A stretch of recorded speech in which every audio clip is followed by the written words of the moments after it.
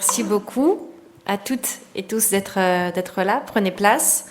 Je vous invite pour cette 14e table ronde. Défi d'une approche One Health à l'échelle territoriale. Quelle appropriation par les communautés de leurs enjeux de santé? Comment adopter l'approche systémique proposée par One Health? C'est le sujet de cette table ronde. Alors depuis 20 ans, le concept One Health, le concept d'une santé globale qui intègre l'interdépendance entre la santé humaine, animale et environnementale, s'est imposé comme un cadre scientifique puis stratégique partagé par l'Organisation mondiale de la santé. Et si le concept est aujourd'hui largement reconnu, un défi demeure, son appropriation à l'échelle des territoires. Et par territoire, on va entendre ici un espace à la fois écologique et social où se croisent les dynamiques humaine, animale, environnementale, et qui constitue une échelle concrète d'action collective. Alors, quelles sont les expériences qui ancrent l'approche One Health dans une réalité durable?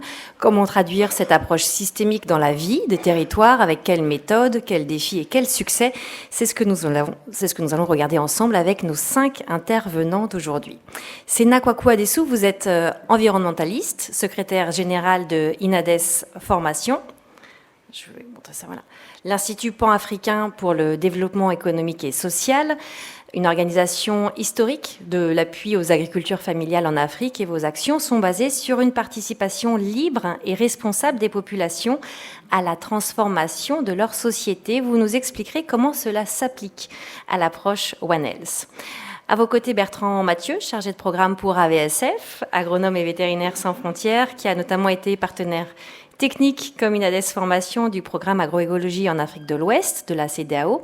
Alors vous, Bertrand, vous nous parlerez du projet Tielal au Sénégal depuis une approche combinée sur les pesticides et les produits vétérinaires pour engager les acteurs locaux. Erwan Sachet, merci d'être avec nous. Vous êtes chercheur en recherche action participative pour la gestion intégrée de la santé au CIRAD, et vous êtes notamment impliqué sur le projet Santé et Territoire qui développe cette approche intégrée justement de la santé à l'échelle du territoire. Et vous nous parlerez des Living Labs où habitants, usagers co-construisent des cadres de concertation pour dynamiser la transition agroécologique en lien avec les enjeux de santé qui ont été identifiés. Claire Ficini, vous êtes expert en sécurité alimentaire et nutritionnelle à l'Institut de recherche et d'application des méthodes de développement, c'est l'IRAM, qui est aussi partenaire opérationnel du programme du CIRAD SACI SPI pour accompagner la transition des systèmes alimentaires en Sierra Leone. Et avec vous, on verra comment, depuis la nutrition, on peut aborder cet ancrage de santé globale auprès des populations et des gouvernements.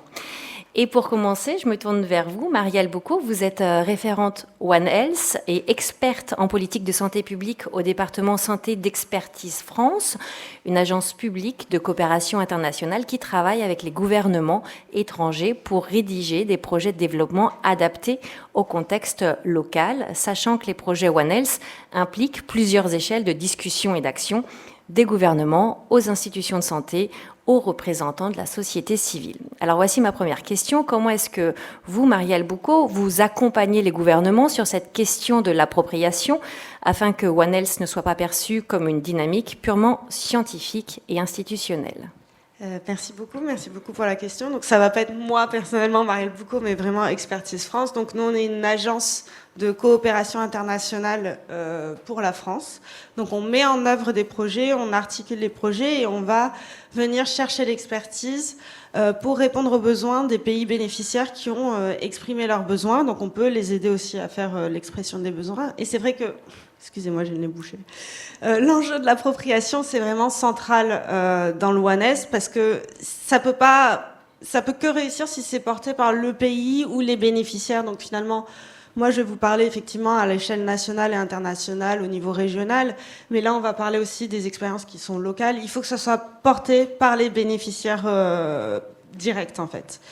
Donc concrètement, on travaille à plusieurs niveaux. Donc il y a ce premier niveau de co-construction avec les bénéficiaires, où on a ce dialogue-là pour bien comprendre les enjeux, les besoins, dans quel contexte on s'inscrit, parce que c'est pas la question d'arriver avec nos grandes idées et de dire chez nous ça a marché comme ça, alors on va refaire la même chose, et puis en fait on se rend bien compte que ça marche pas et qu'en termes de pérennisation c'est voué à l'échec. Ensuite, on va voir le dialogue politique, faire en sorte que tout ce qu'on va, les expérimentations, les expériences qui a été prouvées par la science aussi, hein, on va beaucoup parler de la recherche, des données probantes, tout ce qui s'avère qui a marché, le retranscrire aussi dans les politiques nationales, dans les politiques internationales. On travaille aussi beaucoup avec l'Africa CDC, qui est le Center Disease Control, donc qui s'occupe pour tout ce qui est santé publique de la régulation, de regarder au niveau régional, en fait, au niveau des pathologies, toutes les politiques de santé publique, pour qu'il y ait une cohérence entre les différents partenaires, que ce soit institutionnels ou que ce soit au niveau de vraiment des décideurs politiques, soit les agences locales, soit au niveau international. Pour être sûr que voilà, ça soit bien retranscrit dans les plans nationaux et internationaux, que ce soit en santé, en environnement, en agriculture, pour pas qu'on continue à travailler en silo. Et ça, on l'a bien vu quand on a préparé l'entretien. Moi, j'étais un petit peu embêtée parce que j'étais département santé, je travaille beaucoup sur la santé humaine, beaucoup sur les zoonoses, donc le lien avec la santé animale est vite fait. C'est vrai que le lien avec l'environnement, chaque fois, il faut qu'on aille faire l'effort de bien intégrer l'environnement pour pas que ce soit juste un sujet connexe qui découle en fait de nos activités. Enfin, il y a le renforcement institutionnel, c'est quand on va former les décideurs politiques ou les experts dont le pays a besoin, être sûr qu'en fait, on forme les décideurs politiques et on crée une culture globale. Donc on va faire des formations qui sont communes. On va mettre des gens qui sont experts en santé humaine, dans un module avec des gens qui font de la santé animale, des vétérinaires, des agriculteurs, avec des gens qui justement sont spécialistes de toutes les questions d'environnement et de biodiversité.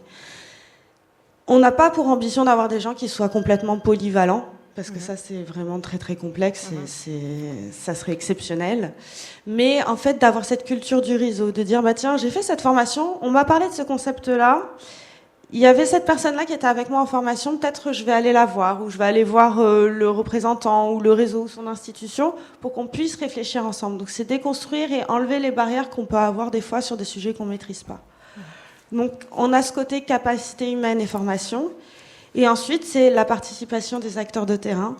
Il faut aller voir les bénéficiaires directs, il faut faire participer les organisations de la société civile, les agriculteurs, travailler avec les collectivités locales, parce que c'est eux, en fait, qui nous donnent les clés aussi de réussite et les leviers, et qui vont nous dire aussi les obstacles, en fait, eux, les vraies difficultés qu'ils rencontrent sur le terrain, parce que des fois, c'est vrai que, bon, on peut le voir partout dans tous les pays dans le monde, il y a des très bonnes idées partout, mais en fait, concrètement, quand ça ruisselle et que on les met en place sur le terrain, il y a d'autres contraintes qu'on n'a pas pu percevoir au macro.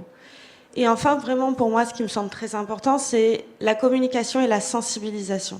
Toujours communiquer sur les co-bénéfices des activités pour que tout le monde, dès le départ, fasse partie du projet, dès la conception du projet, mais qu'ensuite on continue de dire, bah voilà, les co-bénéfices, c'est une meilleure sécurité alimentaire, la réduction des pandémies, des zoonoses, donc une meilleure qualité de vie. Donc pour moi, c'est très important aussi ce pan de la communication. Des fois, on l'oublie quand on est en train de faire nos politiques nationales. Mais voilà, c'est vraiment une approche intégrée pour une politique publique qui est partagée, qui est concrète et qui est durable.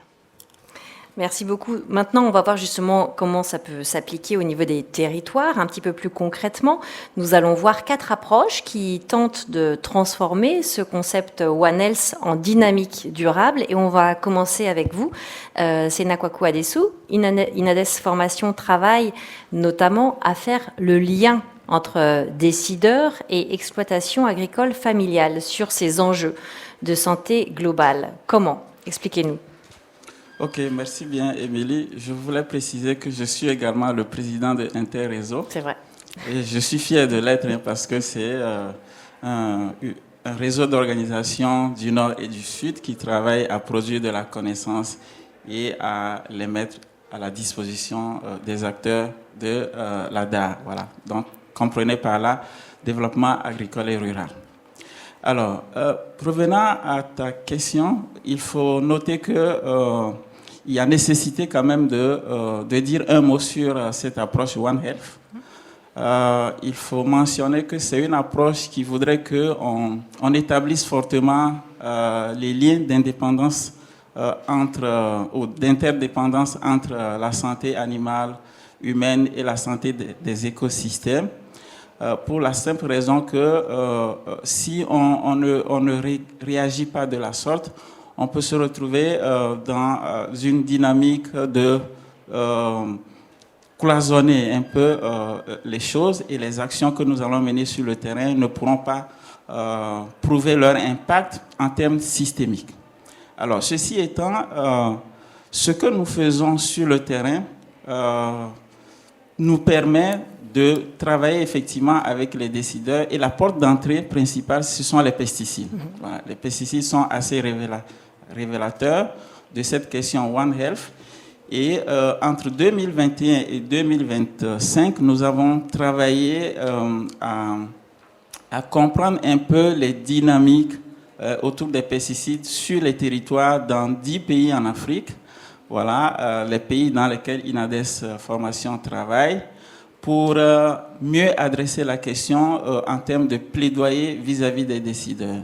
Et donc, qu'est-ce qui a été fait concrètement? Nous avons réalisé des études pour mieux comprendre le phénomène. Nous savons tous qu'il y a même une publication qui vient de sortir de Public Eye qui démontre que effectivement les pesticides chimiques interdits évoluent, voilà, dans le monde, et par rapport à 2018, voilà. Et ce qui est assez étonnant, c'est que ce sont des pesticides qui sont interdits dans l'espace européen et qui sont véhiculés dans l'espace africain. Ça pose quand même un problème de bien commun que nous défendons. Et donc, à la suite des études que nous avons réalisées, nous avons constaté effectivement que certains pesticides qui sont interdits, prohibés dans l'espace européen se retrouvent dans nos plats, dans nos assiettes. Quand on a réalisé ces études, surtout sur la production maraîchère, voilà, et on se rend compte que c'est vraiment alarmant, les doses de toxicité, voilà, les limites requises pour ne pas effectivement consommer les produits. Voilà. Ces données nous présentent quand même une situation de dysfonctionnement de nos sociétés. C'est ça en fait.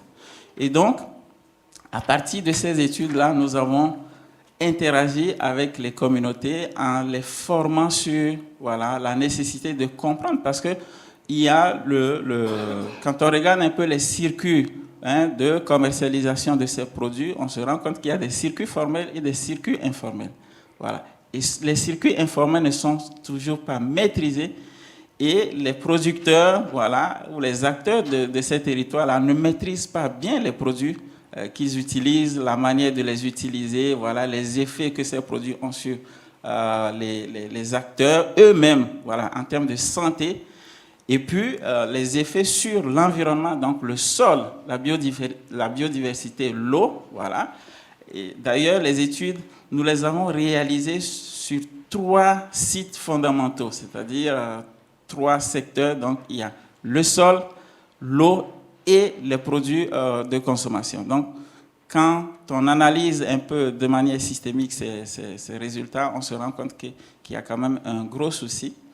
Et donc, à l'interaction avec ces communautés, voilà, le renforcement des capacités, des sensibilisations, on se rend compte qu'il y a quand même une prise de conscience de ces communautés à faire attention face à ces produits qui sont assez dangereux et qui ont quand même essentiellement une portée face à laquelle il faut adopter une certaine prudence, c'est ça.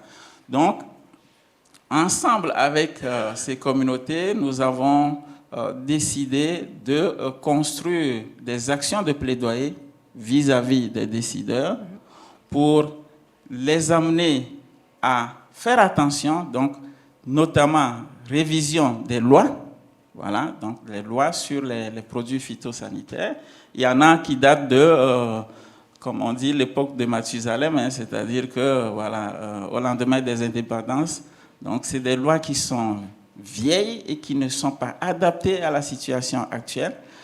Il y en a qui font des efforts pour actualiser les lois. Voilà. Tout ce qui est politique publique, voilà, on essaie aussi d'interagir avec ces décideurs pour que les politiques publiques soient également adaptées. Et ce qui est intéressant dans cette question, c'est que quand on interagit avec les communautés sur les territoires, on se rend compte que ce sujet qui, par le passé, est resté dans le domaine technique et qui revient dans l'espace public, semble intéressant comme sujet de débat. Parce qu'on voit une certaine multidimensionnalité, une certaine pluridisciplinarité autour de la question.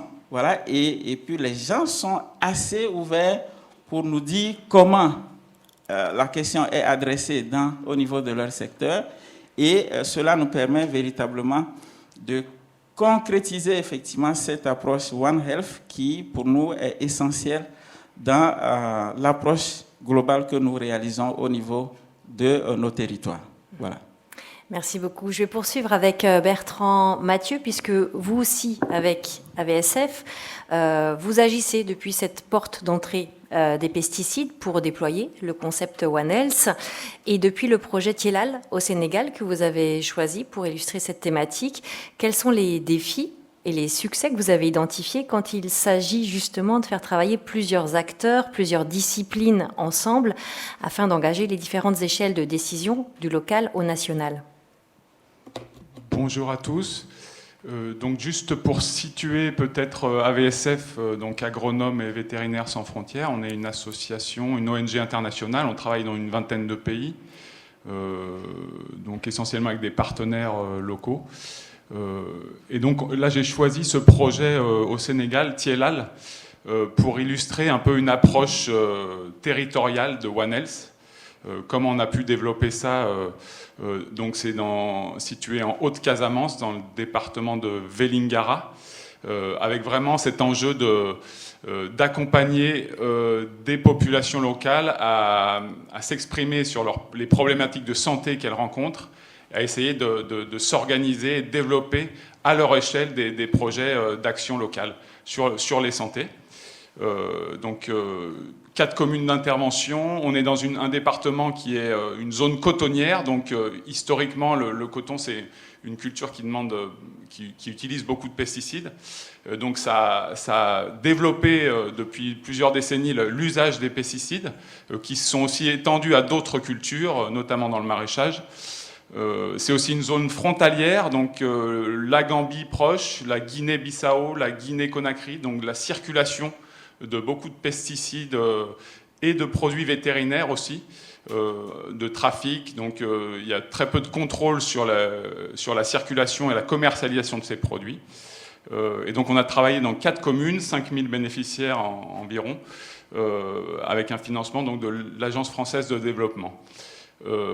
Voilà. Alors après, un des axes importants de ce travail, de ce projet, c'était d'abord de faire un diagnostic qui soit participatif et qui donne une vision partagée sur la situation un peu de ces questions de santé, avec un temps fort dans ce diagnostic qui a été la mise en œuvre d'un atelier de formation et d'échange qui a mobilisé les différents acteurs des 3 santé, enfin des acteurs de la santé humaine, santé animale et santé de l'environnement, et des producteurs et des éleveurs. Donc une session de formation sur 5 jours. On a mis en œuvre, c'est dans la diapositive, on a mis en œuvre ces modules de formation avec un guide qui a été réalisé avec la collaboration de la recherche aussi, notamment le CIRAD et l'IRD, des chercheurs du CIRAD et de l'IRD, donc qui permet d'aborder de façon un peu systématique tous les risques liés à l'usage de ces produits, et puis les possibilités de prévention et la diversité des alternatives agroécologiques.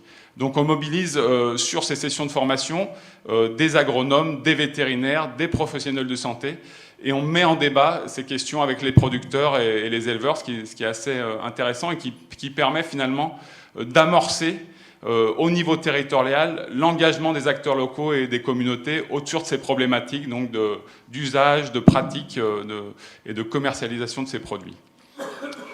Un autre aspect du projet Tielal, c'était aussi de travailler sur des cadres de concertation et d'action sur la santé unique.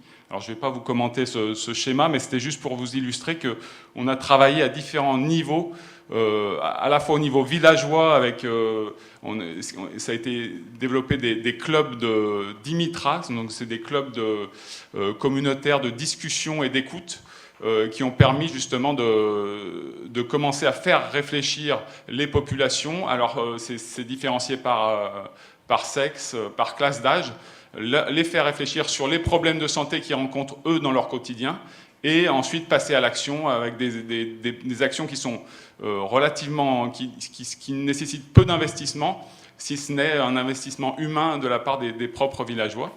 Et puis après, il y a des cadres de concertation qui sont aussi mis en place au niveau communal. Et puis on a réactivé aussi un cadre au niveau départemental qui avait émergé suite à la pandémie de Covid, notamment un système de gestion d'alerte par rapport à ce type d'épidémie. Donc ça, c'était aussi une action importante de ce projet, avec, on a vu, des difficultés à pérenniser certains comités.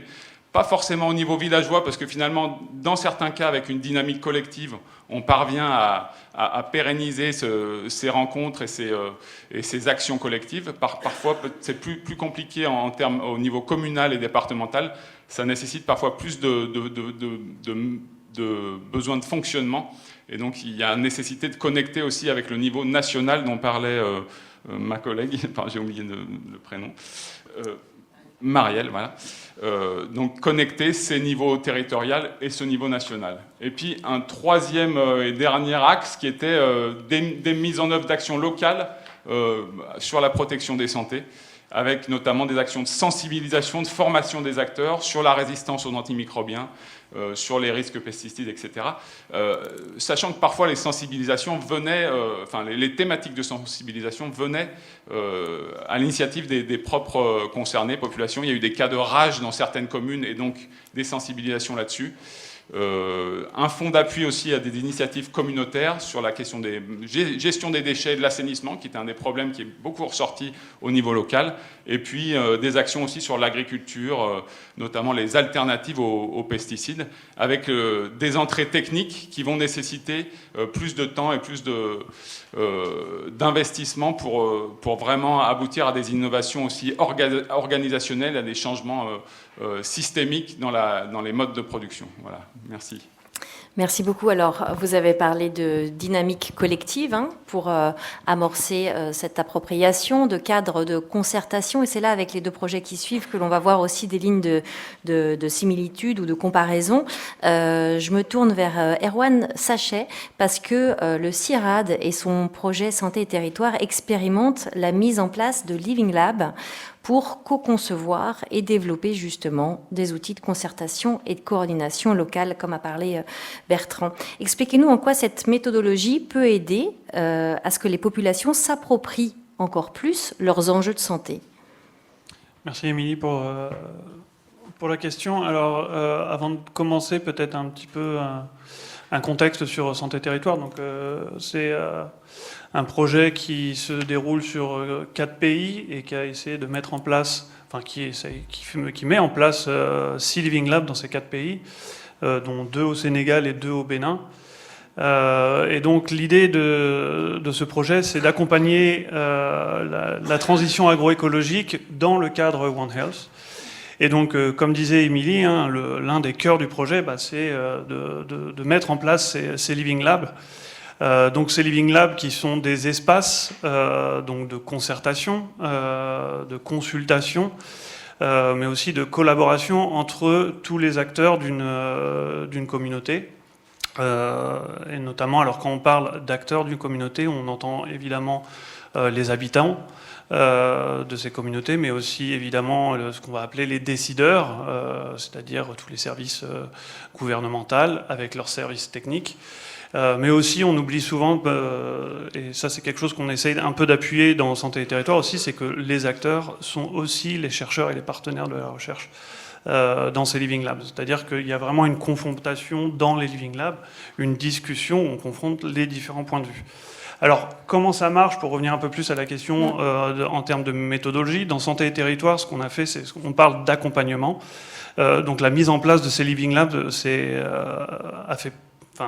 C'est une démarche d'accompagnement pour essayer de problématiser, dans un premier temps, les différentes santé, les liens entre les différentes santé. C'est-à-dire qu'on se réunit avec les différents acteurs, et on essaye de cartographier, ou faire des cartes mentales avec eux sur les différentes santé, en essayant de souligner les acteurs qui sont affectés ou qui affectent ces santé-là.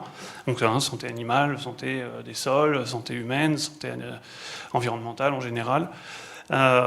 Et puis ensuite, on essaie de comprendre aussi les ressources que ces acteurs peuvent avoir, peuvent soulever, et puis évidemment les interactions et les dynamiques entre ces acteurs. Et donc cette première étape de cartographie, en fait, va nous aider à passer à l'étape suivante, qui va être de collaborer et de concevoir ensemble les interventions les prioritaires. Donc encore une fois, on rentre dans une espèce de phase, ce qu'on appelle en recherche-action participative, il y a une phase d'action, il y a une phase de réflexion. Donc cette phase de réflexion, évidemment, prend un certain temps, une certaine négociation, une persuasion aussi entre les différents acteurs pour définir les interventions qu'on va pouvoir développer. Voilà à peu près pour la méthodologie qu'on applique dans les Living Labs au jour d'aujourd'hui. Merci beaucoup, Erwan. Je vais passer à Claire Ficini, parce que vous aussi, vous proposez d'impliquer les acteurs de terrain et les acteurs opérationnels dans les décisions sur les systèmes alimentaires afin de s'approprier cette approche de santé globale. Et vous le faites depuis la nutrition en Sierra Leone. Est-ce que vous pouvez nous expliquer comment cette approche permet d'intégrer cette transversalité One Health et de rejoindre les enjeux de nutrition, santé aux pratiques agricoles? Oui, donc merci Émilie, et merci d'avoir aussi intégré la nutrition dans ce débat, puisque c'est nutrition humaine, c'est aussi la santé, et c'est quelque chose qui nous préoccupe beaucoup dans les pays où on travaille. Donc tout d'abord, ce que je voudrais dire, c'est qu'au niveau de l'IRAM, on a plusieurs projets qui placent la nutrition au cœur de la transition des systèmes alimentaires. Donc on travaille pas mal sur ces sujets-là, et en intégrant la nutrition et en soulignant l'importance de la nutrition dans la transition des systèmes alimentaires. Donc on fait de la transition vers des systèmes alimentaires plus sains et plus durables. Donc qui dit sain, c'est aussi bon pour la santé. On est amené forcément à promouvoir cette approche globale, cette approche et tous les liens qui peuvent se tisser autour des systèmes alimentaires, entre la santé et l'agro-industrie, l'agronomie, enfin l'agriculture, l'élevage, etc. Donc nous, pour revenir au projet sur lequel on travaille, donc c'est le projet SASI-SPI, qui est donc Sustainable Agri-Food System Intelligence, qui est aussi un projet de recherche appliqué, financé donc par l'Union européenne, avec lequel on travaille avec la FAO et un réseau donc d'universités et d'instituts de recherche européens, AgriNatura, et qui est vraiment promeut une démarche qui est à l'interface entre la science et la mise en place, l'application des politiques pour la transition des systèmes alimentaires. Donc l'IRAM est pour cela partenaire donc du CIRAD pour mettre en œuvre pour piloter une méthodologie un petit peu comme le projet d'Erwan sur Santé Territoire. Donc piloter cette méthodologie en Sierra Leone. Et on a pour cela, moi ce que je veux montrer dans ce projet, c'est qu'il y a vraiment un double objectif, qu'il y a le pilotage de cette méthodologie, donc c'est de la production. On cherche à produire, à expérimenter une méthode et après à capitaliser avec les autres pays pour produire une méthode pour mettre en avant un processus participatif et inclusif qui va impliquer les populations, qui appellent les populations à prendre la parole et à être décideurs de leur propre transition des systèmes alimentaires. Et que ça ne vienne pas uniquement des politiques publiques. Et en parallèle, bien sûr, donc tout ce qu'on va faire sur le terrain, on va chercher aussi à orienter et à appuyer les politiques publiques pour les appeler, les orienter vers des approches qui vont être plus systémiques, donc en animant le dialogue, en engageant un débat autour des systèmes alimentaires, parce que on a un cloisonnement qui fait que c'est pas si naturel que ça de parler d'un système alimentaire qui va intégrer une approche globale. Donc comment on fait ça? Donc autour de ce projet, l'IRAM, on a placé la nutrition comme un enjeu majeur dans cette transition des systèmes alimentaires. Et donc c'est placé, la nutrition, c'est aussi une interface entre l'alimentation et la santé humaine. Et c'est vraiment une opportunité. La transition des systèmes alimentaires, ça va inciter les populations à s'approprier une approche plus globale et à vraiment faire ce lien valoriser ce lien entre l'agriculture et l'élevage, et donc l'agriculture avec un grand A, et la santé. Donc pour ça, il faut repenser un peu les voies de transition, les schémas de transition des systèmes alimentaires, en tenant compte des impacts nutritionnels et donc des impacts de l'agriculture sur la santé. Et on va appuyer, en discutant et en animant le débat avec les populations, engager les populations à identifier eux-mêmes ces chemins de transition. Comment on peut y arriver ? Donc pour ça, il faut d'abord décortiquer le problème, et on travaille plus donc au niveau du territoire. Pourquoi ? Parce qu'on va avoir vraiment des exemples très concrets au niveau du territoire. On est descendu au niveau village, aller discuter avec les gens pour que eux-mêmes reconnaissent cette problématique et établissent d'eux-mêmes le lien entre la santé et leur alimentation, et donc leur système de production, en fait. Donc tu passes la slide. Donc pour ça, on est parti sur... moi j'aime bien parler de ça, parce que comment on a fait ? En fait, on est parti sur quelque chose de... On parle des groupes alimentaires. Et je pense que ce qui est important dans ces discussions, parce qu'ils ne voient pas le lien tout seul, de manière... Encore une fois, c'est pas forcément naturel. Les gens, on leur a surtout, depuis des décennies, voilà, il faut qu'ils cultivent du riz. Donc nous, on est parti vraiment des groupes alimentaires, qui est quelque chose qui leur parle, parce qu'il y a quand même une politique nationale de nutrition qui met en avant donc ce qu'on appelle le plan national de nutrition, avec des recommandations nationales. Donc on est parti vraiment de ces photos, leur dire voilà comment ça se passe, comment vous arrivez à cultiver et à consommer ces différents types d'aliments. Et ça a été vraiment des discussions avec des ménages, avec des groupes d'acteurs, des groupes de femmes, parce qu'on a aussi beaucoup parlé de l'alimentation de leurs enfants, qui est des groupes à risque sur le point de la nutrition. Et donc on est parti de ce point, ça a été le point majeur, un peu un fil rouge qui nous a suivis dans les différents entretiens qu'on a pu faire, que ce soit au niveau des villages ou ensuite au niveau des dialogues multi-acteurs qu'on a menés plus à l'échelle d'un district, en faisant venir des acteurs de milieux différents et de secteurs différents. Et à partir de ça, on a essayé ensemble, avec ces parties prenantes, de décortiquer les différents défis et les facteurs de succès que pouvaient avoir, qui sont présents dans un système d'exploitation, pour aller vers une alimentation plus saine et surtout plus diversifiée, parce que c'était le cas. On n'était pas sur tout la problématique des pesticides, mais déjà uniquement sur la diversification de l'alimentation, qui est un des problèmes majeurs et qui est source de carences en micronutriments et après de malnutrition en Sierra Leone.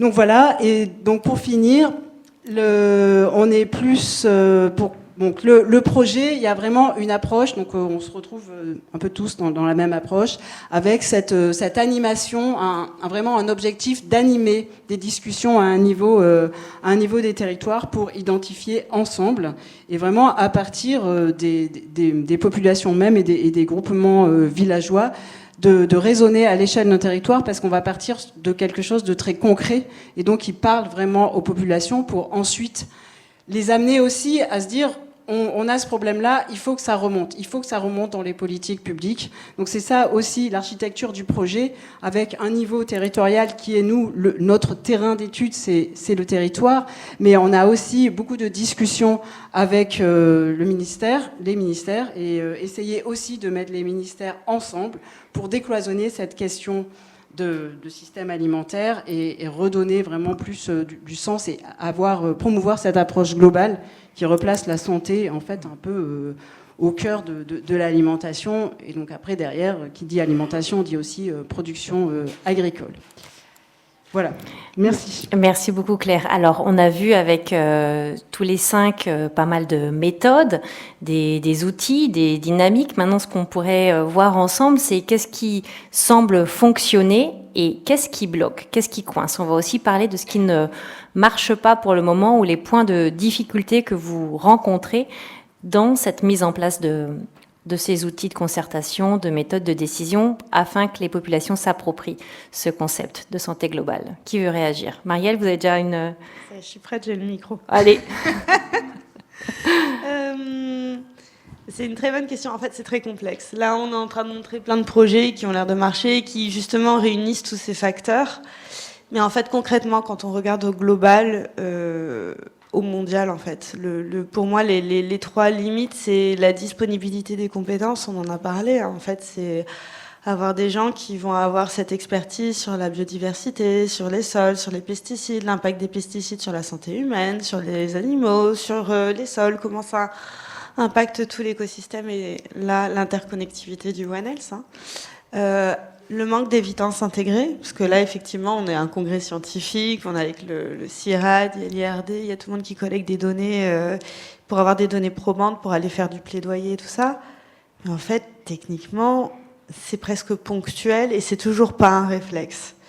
Et il y a aussi la question clé du financement, en fait. Permettre ce financement, former des gens avoir les ressources humaines et avoir aussi les moyens vraiment concrets, avoir les machines, les logiciels, travailler tous ensemble pour qu'on ait des logiciels interopérables.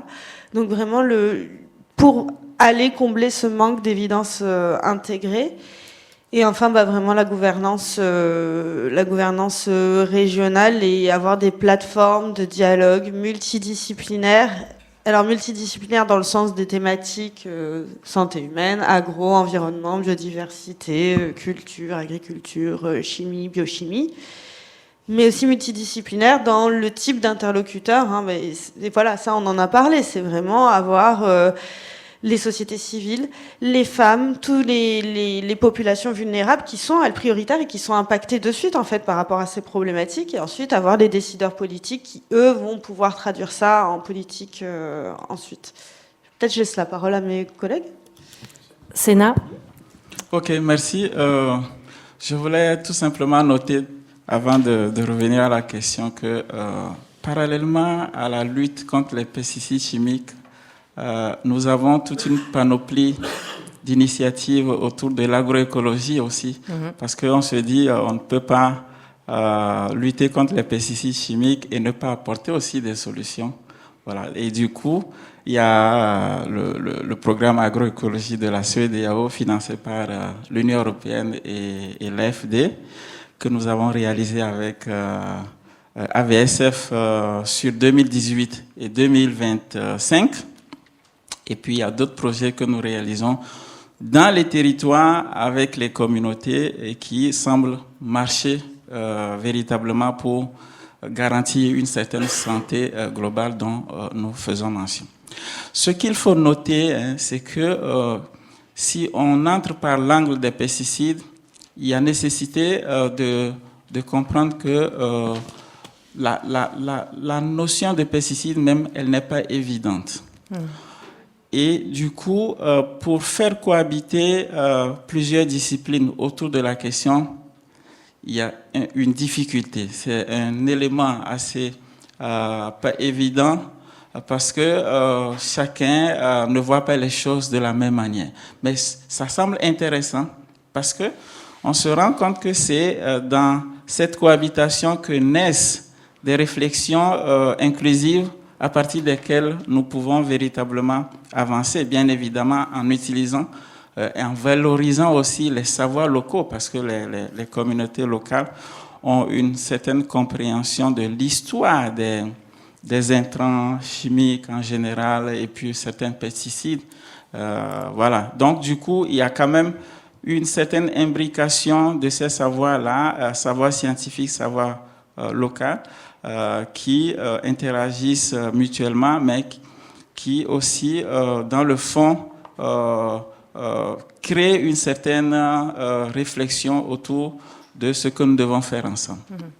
Deuxième chose, on se rend compte qu'il y a aussi quand même des facteurs limitants, surtout quand il s'agit d'expliquer, voilà, ou de sensibiliser les gens sur cette question des pesticides en langue locale.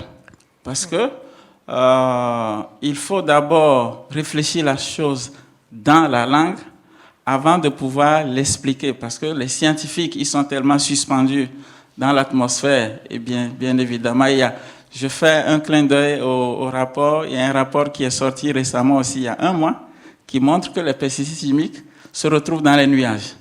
Donc, il y a nécessité de faire beaucoup attention au niveau de l'espace européen, peut-être que ce n'est pas encore... au niveau africain, on peut s'applaudir, mais ce n'est pas évident. On sait tous que quand on utilise les pesticides, voilà, il y a une certaine ventilation autour de ça et donc l'atmosphère en reçoit certainement.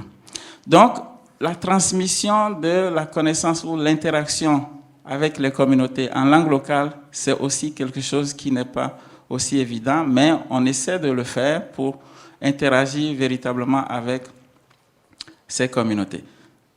Troisième chose sur laquelle je dois intervenir, c'est la perception même des autorités nationales, les ministères techniques. Quand vous prenez dans la plupart des pays dans lesquels nous intervenons, les ministères en charge des questions agricoles ont du mal à écouter les organisations de la société civile que nous sommes, les organisations communautaires, les organisations professionnelles agricoles qui portent des doléances pour dire attention aux pesticides chimiques parce que ça crée des dommages et donc il faut réfléchir à comment mettre en place des mécanismes adéquats pour traiter cette question-là de manière véritable. Et comme ils ont des intérêts ailleurs, ben, c'est difficile parce que quelque part, on le sait tous, c'est pas tabou. C'est la manne financière qui est récoltée quelque part par nos États qui leur imposent parfois certaines lignes idéologiques, ce qui n'est pas le cas de la société globale que nous connaissons. Donc, c'est des éléments sur lesquels il faut quand même qu'on travaille fortement pour faire avancer cette question de pesticides, One Health et agroécologie. Voilà. Alors, puisqu'on est sur les pesticides, je voudrais peut-être juste donner la question à Bertrand Mathieu et sur le programme PAE, Programme Agroécologie en Afrique de l'Ouest, qui était un gros programme régional. Est-ce que là, ça a été une évidence, cette approche One Health, au niveau de sa mise en œuvre? Eh bien, en fait, même si ça va peut-être contrarier Sénat, mais je dirais pas du tout.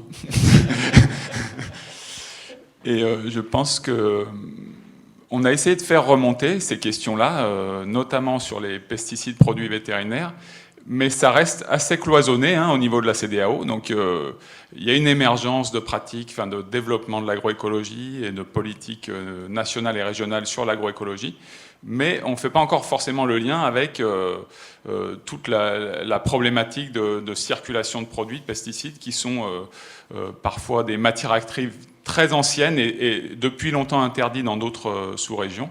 Donc ça, il y a encore un vrai effort et une montée en compétences, je suis d'accord avec Marielle, sur ces questions-là et décloisonner. Donc, mais par contre, finalement, à travers les terrains, le PAE a répondu, sans l'aborder ou sans le mentionner vraiment, a répondu à des questions de One Health. Donc je pense que, c'est pour revenir à ce qui marche. Moi, je reviens sur la question de la formation. Et que c'est vraiment, selon moi, à la fois ça permet de monter en compétences dans les territoires et ça permet de mobiliser autour de ces questions-là. Et je reviens sur ces ateliers de formation qu'on essaye de mener à travers, qu'on a développé à travers ce guide sur l'agroécologie pour sortir des pesticides. On l'a mené dans différents pays, notamment en Côte d'Ivoire. Et on se rend compte que dans des territoires, il y a des techniciens qui promeuvent de nombreux pesticides qui ne sont pas conscients de la dangerosité et de l'interdiction de ces pesticides depuis très longtemps dans d'autres régions. Donc là, on avait véritablement mobilisé plusieurs acteurs autour de ces questions-là, jusqu'à la rédaction d'une déclaration et d'aller interpeller les autorités. Donc finalement, voilà, typiquement, là, on a un exemple de si on se mobilise à partir de formation, on peut parvenir à essayer de faire bouger les lignes sur ces questions-là. Il nous reste à peu près 15 minutes, je dirais, parce qu'on a commencé un petit peu en retard.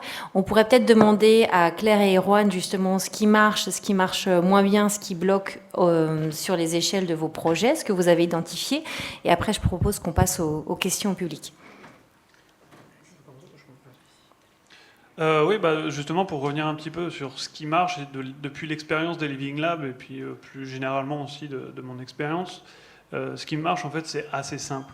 C'est le dialogue. Faire discuter au niveau des communautés et essayer d'ouvrir ces espaces de concertation et essayer de travailler avec eux pour essayer de définir les problématiques sur lesquelles nous voulions travailler, c'est extrêmement important. Je rebondis aussi un peu sur ce que disait Sénat, parce que sur le langage local, c'est évidemment extrêmement important. Et juste une petite parenthèse, nous, dans des activités dans Santé et Territoires, notamment au Sénégal, mais aussi au Bénin, nous avons fait l'effort de travailler toutes les activités un maximum dans les langues locales, c'est-à-dire au Sénégal, le Wolof et le Peul, au Bénin, alors c'est des déclinaisons du fond, mais je ne les connais pas toutes, excusez-moi. Mais c'est là où on se rend compte aussi qu'en fait, il n'y a pas forcément... Enfin, il faut sortir on va dire, d'un discours très retombant où le chercheur, le technocrate, le bureaucrate vient expliquer ce qui doit être fait et que justement les populations locales, les habitants locaux savent aussi quelles sont leurs problématiques et ce qui pourrait être fait ou leurs besoins pour qu'on les accompagne pour ce qui soit fait. Et par exemple, on parle du One Health. Nous, dans nos activités qu'on a eues, alors je pense surtout au Sénégal, on s'est rendu compte que quand on travaille avec eux et sur ce qu'est le One Health, elle leur expliquait le One Health, c'était inutile. Parce que dans leur langage, ça existe déjà. Alors je ne sais plus du tout comment ils le disent, mais en gros, quand on arrive à traduire, donc ça fait un peu le bien-être et la paix pour l'environnement, ça veut dire du One Health quand on discute avec eux, parce que le bien-être et la paix, c'est tout un concept de santé qu'ils ont incorporé dans leur langage, et l'environnement, c'est déjà prendre les humains, les non-humains, la terre, etc. Donc ils ont déjà cette interconnexion dans leur culture.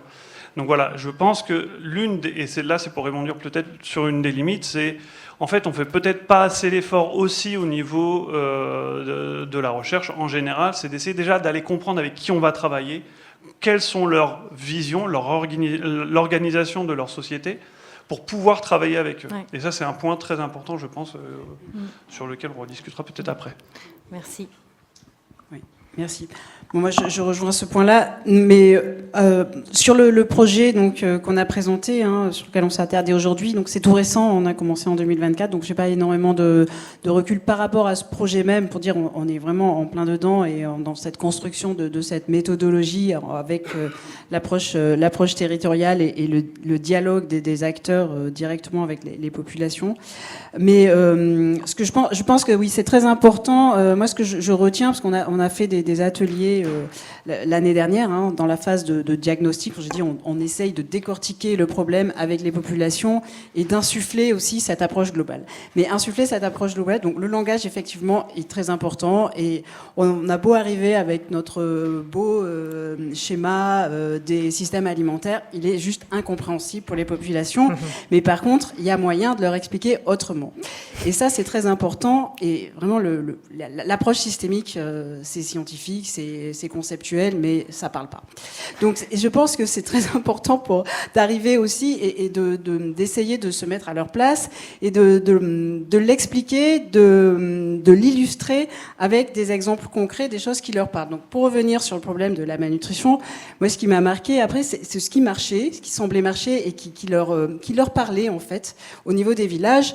C'est ce qu'on appelle donc les groupes de mères, les foyers de mamans qui vont ensemble avec des enfants qui ont des problèmes de nutrition, donc qui se retrouvent vraiment confrontés à ce problème-là et qui sont un peu inclus, donc de fait parce que on regroupe des gens, donc c'est des projets, et là c'est ce que je veux dire, c'est ce qui marche, ce qu'on a vu qui marchait et qui va un peu appuyer cette approche systémique. Ça se fait plus à l'échelle de projets pour le moment que vraiment dans les ministères qui restent encore beaucoup trop cloisonnés. Donc dans ces projets, on a vraiment des mamans qui arrivent avec des animateurs, des facilitateurs, du dialogue, à reconnaître vraiment l'importance de l'alimentation par rapport à la lutte contre la malnutrition. Et c'est avec des résultats, donc parce qu'on leur a fait des démonstrations culinaires, parce qu'on leur a expliqué qu'il fallait manger ceci et cela et avoir une alimentation diversifiée, qu'après elles vont voir, ah ben tiens, la voisine dans tel village, ça a marché, leurs enfants sont en bonne santé.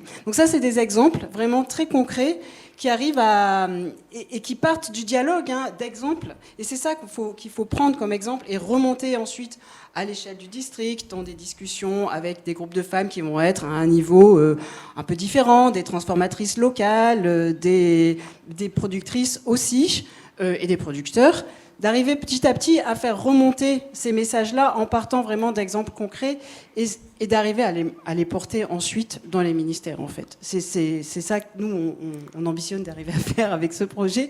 C'est vraiment cette approche de partir de la base avec des exemples très, très concrets et qui décloisonnent. Et ça décloisonne à l'échelle d'un projet pour le moment. Mais ensuite, on a vu, donc là j'arrive sur un des challenges et des difficultés, c'est d'arriver, parce que bon, la durabilité, c'est de sortir de l'approche projet et d'arriver à une approche plus nationale. Mais pour ça, il va falloir décloisonner un peu plus au niveau, sortir des silos, et on voit rien que sur le terrain, à un niveau déconcentré, les agents de terrain, un agent de l'élevage ne va pas forcément travailler avec un agent de la santé, où ils ont chacun, parce qu'ils sont vraiment dans leur approche ministérielle et à défendre une politique qui est la politique agricole ou la politique de l'élevage, à la mettre en place, à la décliner, sans pour autant discuter avec leur homologue de la santé, par exemple.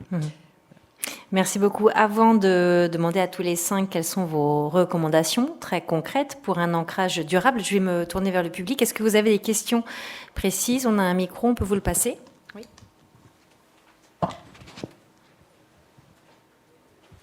Donc je vous invite à nommer aussi la personne à qui vous posez la question. Bonjour, je m'appelle Athé, je suis camerounaise et doctorante en Italie. Je remercie les intervenants pour leurs travaux qu'ils ont partagés. J'aimerais juste savoir ceux qui ont parlé sur la lutte contre les pesticides. Je m'excuse, monsieur Sénat. Oui. Et je voudrais savoir concrètement comment est-ce que vous avez réussi à quantifier ou à établir le lien entre l'impact des pesticides sur les animaux et comment est-ce que vous avez quantifié ça? Et deuxième question, parmi les scientifiques, je sais qu'il y a la difficulté de communiquer les langues scientifiques. Vous avez parlé des rencontres entre des vétérinaires et... Oui, comment? Parce que je sais que tous ont leur langue. Comment est-ce que vous avez harmonisé tout ça? Merci. Sénat, on t'écoute. Ok, merci. Je pense que la question elle est vraiment intéressante. Il faut noter que nous avons travaillé avec des universités et des laboratoires sur place pour mieux adresser cette question. Vous savez, en matière de science, il y a ce phénomène qu'on appelle la bioconcentration et la bioaccumulation au sein des êtres vivants, voilà, que ce soit végétal ou animal. Donc, on essaie de doser, on prélève quelques organes au niveau des animaux et puis on dose vraiment la traçabilité de ces pesticides-là au sein de ces organes et puis c'est à partir de ce processus qu'on sait même quel est le type de pesticide que l'animal a ingéré et qui peut se retrouver par le phénomène de chaîne trophique, même au niveau des hommes. Voilà. Donc, c'est des phénomènes qui sont connus, des processus qui sont connus et qui nous permettent d'établir cet état de fait. Voilà. Il y avait une deuxième question sur les langues. Sur les langues? Ouais. La communication scientifique. Parmi les scientifiques des vétérinaires qui ont une langue différente des médecins et des gens locaux, je demande s'il y avait le problème là entre communiquer oui. Non, peut-être moi je voyais que c'était plus. Mais en fait, il y avait... je ne pense pas qu'il y a un souci à communiquer. Ce qu'on avait mentionné, c'est que il y avait quand même des difficultés à faire converger les perceptions de ces différents spécialistes de la question. Vous voyez, la manière dont les vétérinaires conçoivent les pesticides et la manière dont les biologistes, etc., c'est parfois différent. Mais il faut travailler à faire converger ces perceptions-là pour véritablement faire émerger des solutions qui nous semblent adaptées à tous. Donc, ce qui n'est pas aussi évident, mais on essaie quand même de traiter ça de manière à ce que les gens... Parce que, en fait, le problème qui se pose, c'est la rigidité même de certaines spécialités vis-à-vis de ces pesticides-là. Alors que pour mieux adresser la question, il faut se retrouver dans une posture de flexibilité, voilà, pour que on s'écoute, voilà, même si on est sur un territoire. C'est ça aussi la question de la prise en compte des savoirs locaux. C'est aussi, ça passe par là. Si on n'est pas flexible, c'est pas la science qui résout tous les problèmes. C'est ça en fait. Alors, je vais laisser Erwan répondre. Il y a combien de questions encore? Il y en a 1, 2, 3. Oui, alors on en a pas mal. Non, je suis juste... Vas-y, Erwan. C'est juste sur la vulgarisation et un peu pour faire passer... Enfin, nous, dans Santé et Territoire, on n'a aucun problème de discuter avec les communautés et d'avoir un échange sur la science. Évidemment, on ne vient pas avec des graphiques, des super PowerPoint, des modèles... Enfin voilà, ça sert à rien. C'est trouver la manière de parler aussi, la manière locale. On peut penser, par exemple, il y a quelques activités qui se font sous les arbres à palabres. Donc voilà, c'est juste trouver. Mais par contre, ce qui est beaucoup plus difficile, et ce qu'on se rend compte, c'est, et ce que disait un petit peu Sénat, mais c'est entre secteurs, c'est-à-dire, par exemple, le secteur de la santé humaine et le secteur de la santé des plantes, mais le dialogue est impossible. Ils ne veulent pas se comprendre, ils ne veulent pas s'écouter. Et c'est des scientifiques. Et il y a vraiment un truc qui fonctionne pas. Et en fait, c'est beaucoup plus dur d'avoir des dialogues entre eux, voilà, d'essayer que eux comprennent un peu leurs intérêts dans la recherche, ce qu'ils font et tout ça. C'est beaucoup plus dur, en fait, que de parler aux populations et de leur dire, voilà, d'avoir une discussion avec eux, quoi. Enfin, je sais pas si ça répond un peu à ta question, mais c'est... Voilà. Oui, ça appuie mon problème, en fait, parce que... C'était ça mon problème. Et comment est-ce qu'on peut résoudre le problème entre les scientifiques aussi? Alors, on va faire un petit tour auprès du public des différentes questions. Je propose qu'on déborde un petit peu de 10 minutes peut-être, pas plus. On prend d'abord les questions. Sénat, si tu veux bien. Oui, mais c'est et pour après, rassurer. vous allez choisir... Je veux bien rassurer la dame. C'est-à-dire qu'il faut pas penser qu'on va trouver une solution à tout problème aujourd'hui. C'est ça. C'est-à-dire qu'il faut arriver à faire cohabiter ces différents spécialistes de la question qui vont s'écouter, ils vont se taper les mains, voilà. Mais à un moment donné, ça va aboutir sur des choses que nous pouvons co-construire ensemble. Alors, je prends une salve de questions dans la salle. Merci. Moi, c'est Bouchda Franca, je travaille à l'IRAM. Ma question, en fait, c'est pour tous les intervenants. Mais je vais prendre l'entrée des pesticides et l'entrée du projet au Sénégal. On voit vraiment que les populations sont inquiètes par rapport à ce qu'ils mangent, par la qualité alimentaire. Il ne faut pas aussi oublier que, au final, les pesticides qu'on utilise, c'est par rapport aux cultures de rente. Vous avez mentionné comme le coton, le cacao. Mais aujourd'hui, peut-être je pose la question rapidement, mais comment lier la qualité alimentaire à la quantité? Parce qu'il ne faut pas se mentir, l'Afrique a faim. On mange peut-être pour ceux qui peuvent, 3 fois par jour. Et souvent, c'est le même repas. On parle de la diversité alimentaire, on parle de la qualité alimentaire. Mais comment quitter vraiment de l'échelle locale pour pouvoir vraiment nourrir toute cette Afrique-là de manière saine pour pouvoir promouvoir les systèmes alimentaires durables? Merci. Claire, est-ce que tu veux essayer des éléments de réponse par rapport à cette question? En fait, si la question elle est directement liée aux pesticides, je ne vais pas pouvoir y répondre. Non, mais on travaille ensemble avec Franca sur ces sujets. Hein, donc, la question, pour moi, ça rejoint le problème de la diversité alimentaire à l'échelle locale. Et c'est tout, je dirais que c'est tous les enjeux après, effectivement, de l'orientation des politiques publiques. Donc, pour reprendre le cas de la Sierra Leone, où on a une politique, un programme agricole et une politique phare, qui est un des éléments phares du gouvernement actuel, qui est pour 10 ans et qui est très productiviste. Parce que effectivement, on veut se détacher des importations de riz, et ça, c'est un des grands enjeux du pays, qui est fortement dépendant des importations alimentaires. Et je pense que, bon, après, c'est très long. Donc, il y a un juste milieu à trouver dans l'orientation de ces politiques publiques. On peut tout à fait comprendre qu'il faille se détacher, se détacher des importations et améliorer les rendements de riz, où on a en Sierra Leone des systèmes de production qui restent encore largement perfectibles au niveau des rendements. Mais l'enjeu, c'est vraiment aussi d'arriver à avoir des évidences en disant oui, il faut donc ce qu'on appelle donc tout ce qui est staple food, enfin les carbohydrates, parce que c'est un besoin nécessaire dans les populations, et c'est ça qui pèse vraiment sur les importations.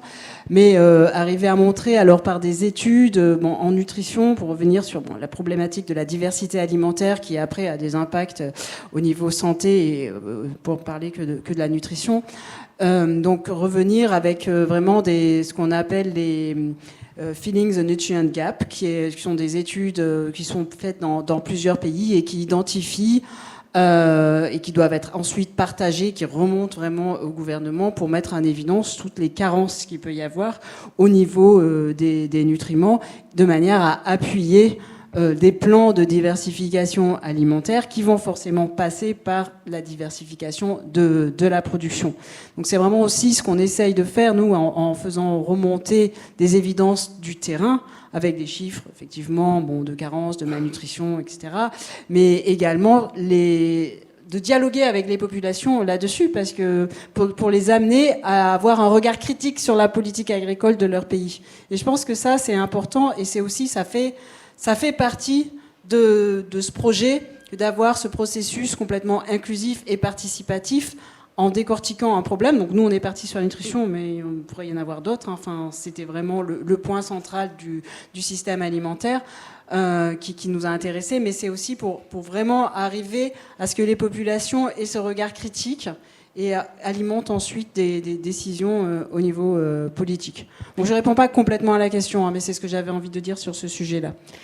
On a pas mal de questions. Alors, ce que j'aimerais éviter, c'est que les gens partent au fur et à mesure que vous apportez quand même des éléments de réponse. Donc, on va essayer de limiter. Là, je vois encore 3 questions. Donc, si vous pouvez essayer d'avoir des réponses un petit peu plus concrètes, ou vous pouvez aussi vous rapprocher après des intervenants pour d'autres réponses. Mais je vais quand même laisser au public la joie de poser des questions.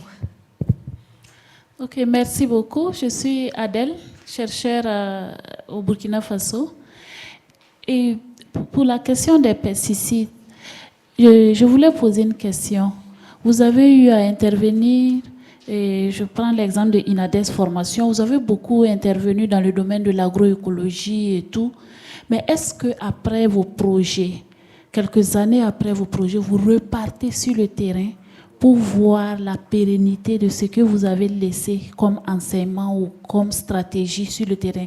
Parce que nous avons remarqué, ce qu'on remarque sur le terrain est très alarmant, avec les pesticides, surtout au Burkina Faso. Et également, nous remarquons que la pression parasitaire est tellement forte que souvent les agriculteurs, franchement, ils ont des difficultés. C'est vrai, on leur dit, il faut faire ci, il faut faire ça, on travaille ensemble, il faut sensibiliser, ainsi de suite. Mais il faut vraiment qu'il y ait des solutions qui sont vraiment performantes sur le plan économique et qui vont permettre vraiment de rendre les stratégies assez attrayantes pour amener les gens à les mettre en pratique. Parce que souvent, on essaie de travailler, on dit on fait une co-construction et ainsi de suite, on fait telle ou telle chose. Mais à la fin, on se rend compte que les producteurs n'ont pas de solutions vraiment efficaces contre ces parasites-là. Et après les projets, quand on remarque, nous avons fait des études de caractérisation des pratiques, mais nous avons remarqué que ceux qui pratiquent, par exemple, l'agroécologie, c'est souvent des agriculteurs qui sont soutenus par des ONG, par des projets, et les agriculteurs qui sont autonomes ne font pas. Il y a d'autres qui bénéficient de ces accompagnements, mais à la fin, on remarque qu'ils repartent encore parce qu'ils n'ont pas trouvé une solution encore efficace. Je pense qu'il y a une nécessité qu'il y ait vraiment des travaux de recherche, actions assez pointues pour pouvoir trouver des vraies solutions à cette pression parasitaire-là. Sinon, on va continuer à financer, à tourner en rond, mais à la fin, on risque de ne pas avoir un effet. Je pense quand même qu'il faut encore réfléchir sur le système à mettre en place. Merci. Je vais juste répondre. Ça fait le lien aussi avec l'autre question sur cet enjeu en fait de performance et de productivité et de nourrir les populations. Donc je pense que, en tout cas concrètement, nous on essaye de partir des pratiques et l'utilisation des pesticides, elle est présente depuis longtemps dans certaines zones. Au Burkina Faso, zone cotonnière aussi, on sait que c'est très répandu. Donc c'est partir de l'usage de ces pesticides, pas forcément remettre en question et dénoncer ces pratiques devant les producteurs, parce que bon, ils l'utilisent et parfois c'est un risque pour eux de ne pas utiliser ça, risque économique, perte de revenus. Donc partir de ces pratiques, y aller pas à pas, donc ça veut dire peut-être déjà toutes les questions de meilleur usage, de protection, de moindre exposition. Trouver des produits de substitution. Parfois, on est sur des très très vieilles matières actives qui sont très dangereuses. Est-ce qu'il y a parfois d'autres pesticides qui existent qui sont moins dangereux, même si ça reste conventionnel? Ça, c'est un premier pas dans la transition. Et donc, je pense que c'est comme ça que peu à peu, on peut amener les populations, ou en tout cas les pratiques, vers de la transition agroécologique. Mais je suis d'accord qu'on ne peut pas faire le saut vers parfois des pratiques agroécologiques qui sont complexes, qui sont combinées, qui demandent beaucoup de compétences techniques.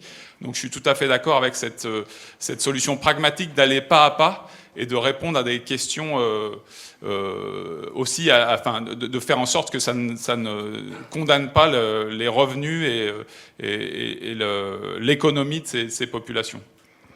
On pourrait peut-être conclure en fait tous les 5 depuis cette question qui a été posée, parce que le temps est en train de filer. Je suis désolée pour les personnes qui avaient aussi d'autres questions. Je vous invite vraiment à venir les poser après en direct à nos intervenants. Est-ce qu'on pourrait faire un dernier tour de table où chacun d'entre vous nous donne une recommandation clé, une piste vraiment à suivre pour cet ancrage durable de One Health dans les territoires, sachant que le titre de ce congrès interroge aussi les nouvelles formes de coopération entre l'Europe et l'Afrique. Sénat. Grande question.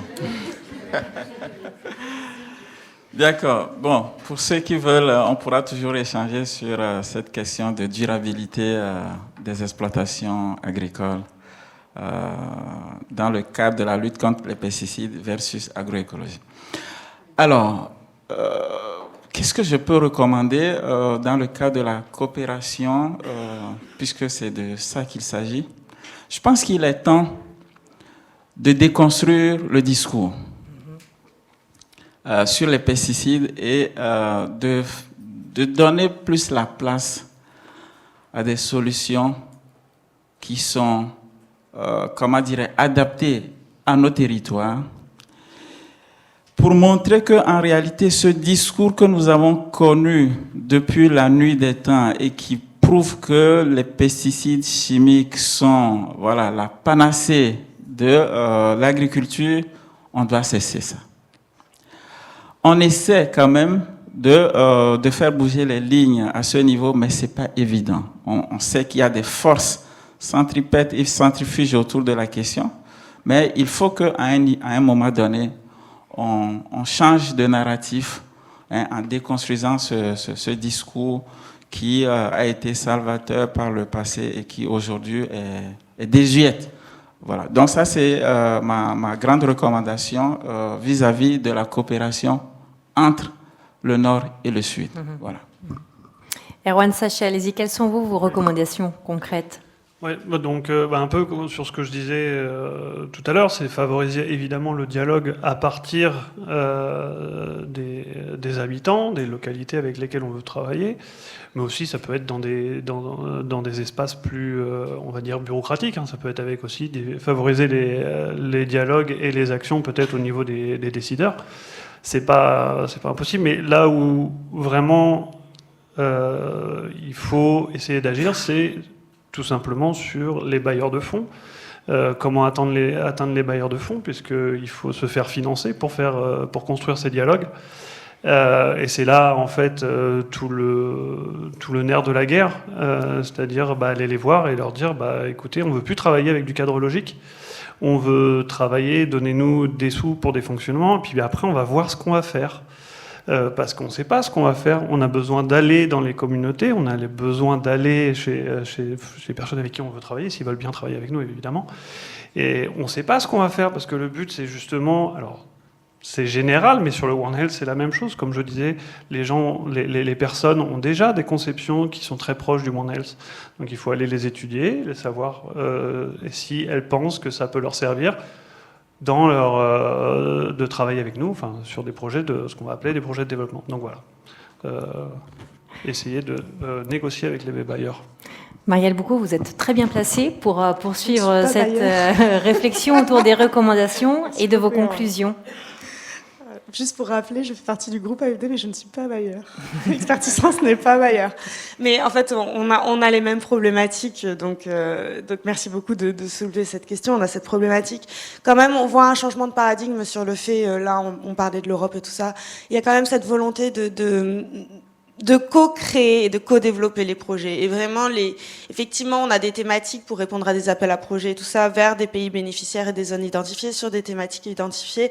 Mais très concrètement, quand même, on a une flexibilité pour identifier avec les bénéficiaires quels sont leurs pays et comment répondre à ces problématiques. On a encore un petit peu de latitude. Alors peut-être que plus finement, effectivement, il y a les contraintes de redevabilité, d'indicateurs, de cadre logique. Et une fois qu'on a posé ça en tout début de projet, c'est difficile d'en dévier. Ça, c'est vrai qu'une fois qu'on a signé le contrat, c'est compliqué. Mais donc pour revenir à la question de l'ancrage, pour moi, la priorité, c'est vraiment de transformer les expériences locales en leviers politiques qui sont durables. Donc c'est vraiment intégrer toutes les expériences probantes, là, tout ce qu'on a montré, nos projets, tout ça, les lever au niveau plus macro en allant justement à l'institutionnel, au niveau national, régional, une fois de plus, renforcer les capacités des institutions pour justement les porter au-delà des financements extérieurs, donc penser à l'après, une fois que les financements sont finis. Et justement, là, on en revient à un point qui a été très très bien soulevé par la personne qui parlait du Burkina, le suivi-évaluation. En fait, le suivi à évaluation va permettre, en fait, de rendre visibles les résultats et de continuer à dire, voilà, maintenant on a les datas, on a la science, on a les données probantes, on a les indicateurs de redevabilité, de performance, de pertinence.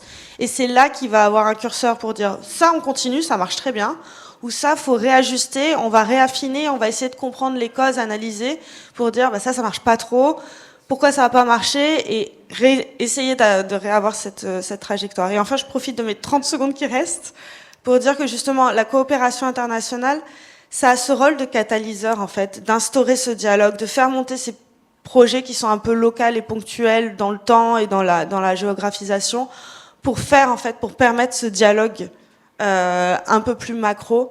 Et pour moi, c'est pour ça que la coopération internationale, c'est très important. Et malgré ces dialogues, malgré ces problèmes de financement et ces targets auxquels on doit répondre, c'est quand même un sacré levier. Claire Ficini, allez-y. Alors moi, je vais être plus rapide, mais je vais juste rebondir sur un des points de Marielle, qui est l'ancrage et le rôle de nos projets qui se font à l'échelle des territoires, des populations, et qui doivent effectivement trouver des évidences, avoir des exemples, porter des cas très concrets pour influencer les politiques à un niveau plus élevé, pour passer vraiment à l'échelle et essayer un jour de sortir de l'approche projet. Et je pense que ce qui est très important, parce que nous, on l'a vraiment vécu sur le projet en Sierra Leone, c'est l'ancrage initial du projet. C'est qu'il faut, dès le départ, il ne faut pas se placer à l'échelle du territoire ou à l'échelle du district, mais nous, on est d'abord parti du niveau central.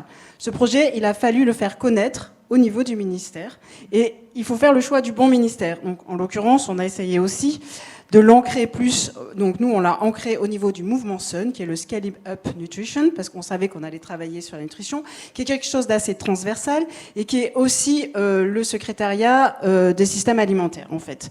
Donc c'est très important d'avoir cet ancrage à un niveau élevé. Pourquoi ? Parce qu'après, quand on va avoir des évidences, pour les remonter plus haut et pour avoir de l'influence, il faut que les gens, forcément, qui soient placés à un plus haut niveau, aient déjà entendu parler de ce projet, le trouvent intéressant et l'est reconnu dans son architecture, en fait. Donc c'est ça qui est important, c'est que nos territoires, ils nous parlent, on a envie de faire parler les populations, on veut trouver des évidences, mais il faut à un moment donné, pour que ça puisse avoir de l'influence au-dessus, que le fameux projet sur lequel on travaille, il y a eu déjà cet ancrage. Et ça prend du temps. Nous, ça nous a pris presque 1 an pour avoir ce réseau. Bon, en même temps, on a commencé des activités sur le terrain, mais on est toujours en train de surveiller que ce réseau, parce que ça bouge, évidemment, c'est politique, donc il y a des lignes qui changent, mais de surveiller que notre projet, il reste bien ancré au niveau là où il faut, pour pouvoir ensuite avoir de l'influence par rapport à ce qu'on va trouver sur le terrain. Merci Bertrand Mathieu. Le hasard fait que c'est vous qui avez le mot de la fin pour cette table ronde. Je ne sais pas si j'aurai le mot de la fin, mais peut-être une recommandation en poursuivant sur les pesticides, parce que ça a été pas mal soulevé, même si c'est pas que le One Health, ça concerne pas que ça, mais ça a été soulevé comme problématique importante. Repartir quand même sur les questions de contrôle et de mise en application des réglementations sur les commercialisations. Ça peut même nous toucher, nous, en Europe, puisqu'il y a des... Donc, Sénat l'a abordé, hein, on a toute une gamme de pesticides interdits en Europe qui continuent à être produits et exportés vers d'autres pays. Donc ça, c'est déjà des choses concrètes en termes de régulation à apporter. Dans les pays et dans les territoires, peut-être aussi interpeller les revendeurs et aussi interpeller peut-être les collectivités locales sur le fait qu'il y ait beaucoup d'informalité dans cette commercialisation. Après, on est dans des pays et dans des États où il y a peu de moyens de contrôle, il y a les frontières sont poreuses, les produits viennent pas seulement d'Europe, mais de Chine et d'Inde avec des régulations bien moindres. Donc je dirais aussi que la recommandation, elle porte sur, j'ai parlé de la formation et du conseil technique aussi, comment refonder ce conseil technique vers de l'agroécologie. Et très concrètement, c'est interpeller aussi les acteurs privés là-dedans qui peuvent peut-être faire bouger les produits qui proposent leur offre commerciale vers plus de produits agroécologiques. Et puis c'est aussi peut-être sur le conseil technique, pas forcément le baser sur la prescription d'intrants, mais aussi sur du conseil plus qualitatif sur la conception des systèmes de production. Un exemple plutôt sur la santé animale, où là on a des auxiliaires de santé animale qui ne sont pas tout à fait des vétérinaires, qui viennent appuyer les éleveurs et qui réalisent que finalement, en conseillant sur des pratiques agroécologiques de conduite d'élevage, ils arrivent à fidéliser leurs clients et finalement ils s'y retrouvent économiquement, alors que seulement avant ils étaient plus dans des situations de prescription de médicaments vétérinaires et de produits vétérinaires. Donc ça peut être aussi cette recommandation sur le conseil technique à revoir, le modèle économique de ce conseil technique. Merci beaucoup Bertrand. Je vois que j'ai une contestation à droite auprès de Sénat. Qu'est-ce qui se passe, Sénat ? Oui, en fait, je voulais évoquer une idée géniale qui me vient à l'esprit. Celle de travailler sur la mise en place des réseaux Nord-Sud. Ouais, si je considère un peu le Interréseau, qui est une organisation avec des membres du Nord et du Sud, on se rend compte que ces genres de plateformes sont de nature à exploiter véritablement des informations issues du Nord et issues du Sud, à les mixer pour en sortir des éléments sur la base desquels on peut s'accorder sur ce qu'on fait ensemble pour faire bouger les lignes. Tu vois? Puisque la problématique, elle est européenne, elle est également africaine, je pense que ces genres de réseaux doivent être promus et j'invite les bailleurs de fonds à soutenir ces genres de réseaux. Merci. Quelle conclusion. Merci beaucoup à tous les 5. Merci au public. Je vous invite à prendre nos publications interréseaux qui sont juste à la sortie, que l'on publie 2 fois par an et qui s'intéressent bien évidemment à ce genre de questions. Merci à vous.